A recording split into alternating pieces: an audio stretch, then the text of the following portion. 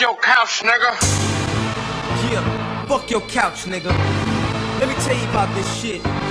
If a motherfucker spill his motherfucking drink on you in the club while you fresh, he fucking up your couch, man. Yeah, right, me. What's good, YouTube? This is episode 3. I mean. At this point, I don't know if y'all feeling this shit and whatnot, because I'm recording these bitches back to back to back and whatnot. But it's whatever, man. If you don't like it, you can. Never mind. Yeah, I don't say some gay shit, but it's whatever. But so this is the time when I met Bill Belamey. Now you might know who he is, you might not know who he is. Bill Belamey is a cool ass nigga. One of the realest motherfucking comedians I've met. You know, he's a down to earth type nigga. He's from, obviously, well, I didn't know he was from New York until I talked to the motherfucker. Now, it's kind of funny though, man. So this is the time when I was working at First Step. This is a little bit before Macy's West, when I was working in the women's shoe department. But I used to slang a lot of Jordans and whatnot, working at First Step. I mean. So, you know, it was a typical Saturday. Shut the fuck up, nigga.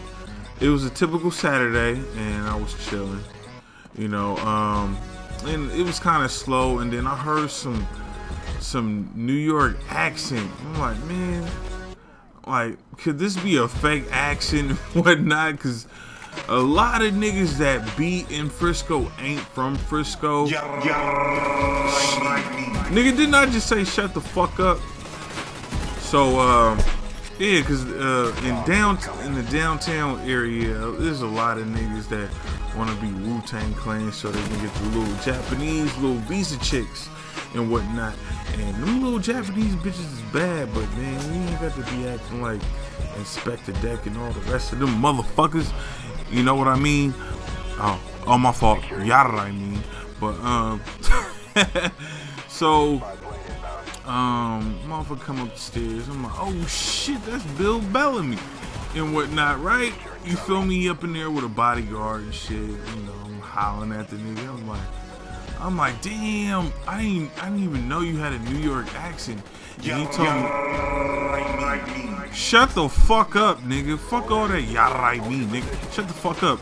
I mean that, motherfucker. But Bill Belamey and whatnot, he told me that, he's like, yeah, man, when you working with a diverse bunch, you gotta make sure you carry yourself a certain way. So that means you have to speak plain English and whatnot, and that's how I've been. Nigga, didn't I say shut the fuck up? But you have to carry yourself a certain way, and that's how you know, been successful somewhat. And he said somewhat and whatnot. He's a cool dude though, man. He's real down to earth and shit. And he didn't buy no shoes from your boy, but his bodyguard did it. If I'm not mistaken, his name was Will and whatnot. Big ass dude with a big ass milk dud head. He was cool as shit. They was both cool and whatnot. And he was out here because he was performing at the Punchline. And I've never been to the Punchline. I've never heard of the Punchline until Bill Belamey and whatnot. So I'm like, okay. So I definitely, I'm like, damn. So how much them tickets cost? He was like, man, it's a little bit pricey, but you know what? I got you. I'm gonna put your name on a guest list, VIP shit and all that. I mean. I'm like, okay. You know, I'm like, let me see, I was 99. So I was 18 at the time. I'm not even old enough to get up in this bitch, right? So he put me VIP +1, and my homie Will he was gonna go with me, but he never showed up. And the punchline is like near fucking the Embarcadero area.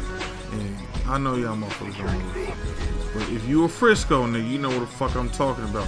Embarcadero is right next to kind of a hop, skip, and a jump from Pier the Wharf. I can't say Pier 39 because Embarcadero is I guess you would say that's Pier 1 next to the Bay Bridge and whatnot. Yada, I mean, look at Luke saving your boy. I didn't even notice that he was right there.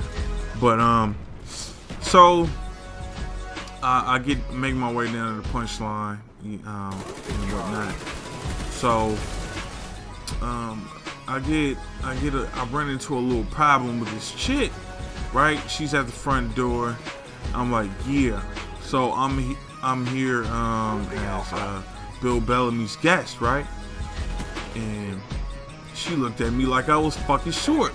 I'm like, man, I'm like, hey, I'm on the list. I'm like, I don't see your name. You're not on the list.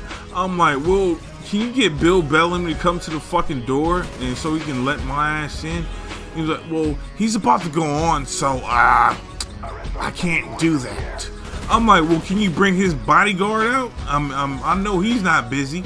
You feel me? I'm like, it's not gonna do you any good. It's not, they don't know you.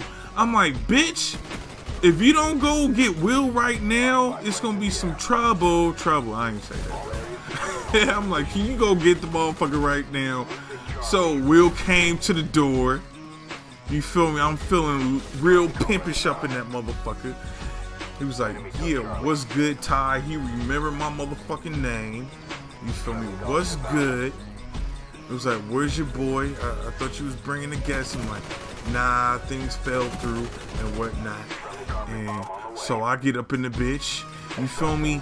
And it was a badass bitch. Oh, goddamn, fuck. Maybe I'll add some more shit.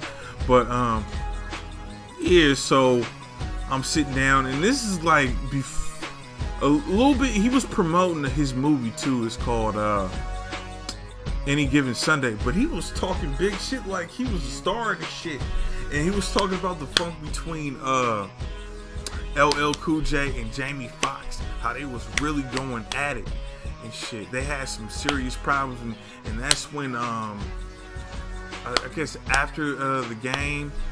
Well, after that movie came out, LL Cool J came out with an album called The GOAT, Greatest of All Time, and he was getting on Jamie Foxx and shit. But if you want to hear more about this story, just let me know and it'll be a part 2 of this episode 3. Yada I mean. Peace, motherfuckers.